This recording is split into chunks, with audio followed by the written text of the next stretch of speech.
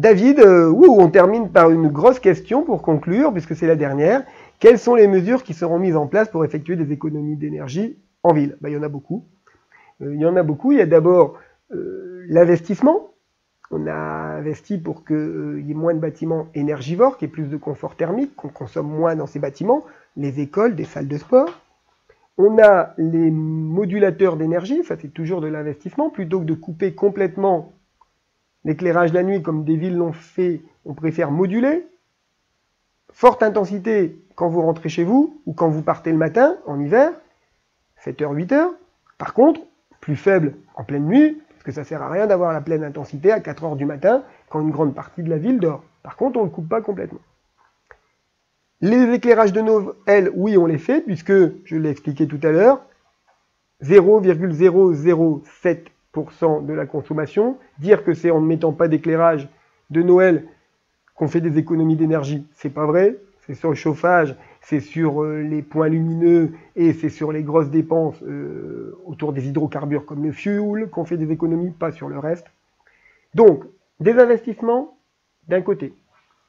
L'obligation aussi de nous conformer aux recommandations du gouvernement qui ont indiqué les températures à minima et à maxima dans les administrations, 18 degrés dans les administrations, terminer les 19 ou 20 degrés, 14 à 16 dans les équipements sportifs, etc., etc. Ces mesures de bon sens devraient permettre, non pas de réduire la facture, mais au moins d'éviter une explosion totale.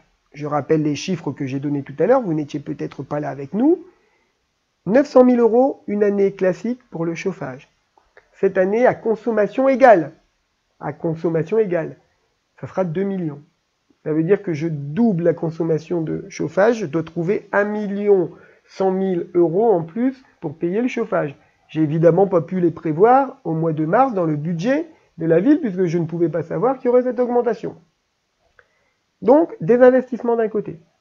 Les recommandations gouvernementales que nous sommes tenus d'appliquer. Ce que j'appelle ensuite la sobriété choisie, au lieu de la sobriété subie.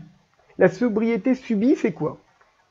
On est tellement pris à la gorge par les tarifs exorbitants qu'on ferme des bâtiments. Plein de villes sont en train de le faire. Ou alors, on est intelligent, on travaille bâtiment par bâtiment. C'est ce que je suis en train de faire actuellement en dissociant des réseaux de chaleur. Une grosse chaudière à la ville, ça peut alimenter une école, une salle de sport, une bibliothèque et un bâtiment associatif. Avec la seule même chaudière.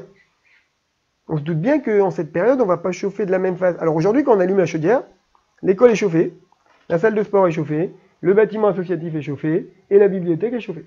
Sauf qu'ils n'ont pas les mêmes horaires d'ouverture. Une école, c'est plus souvent ouvert qu'une bibliothèque. Et une bibliothèque, ça n'a pas les mêmes horaires d'ouverture le dimanche qu'un local associatif qui va être fermé tout le week-end. Donc, j'ai fait travailler service technique, de temps en temps on rencontre des difficultés, c'est pas simple, pour dissocier les réseaux. Ça veut dire qu'on fait courir des tuyaux d'un côté pour aller vers l'école, d'un autre côté, je simplifie, c'est plus compliqué que ça, pour aller vers tel ou tel autre bâtiment, comme ça on n'est pas obligé de tout remettre en route en même temps. Ça c'est du système D et du bon sens. Voilà où on en est aujourd'hui. Moi ce que je voudrais éviter, c'est avoir à fermer des bâtiments.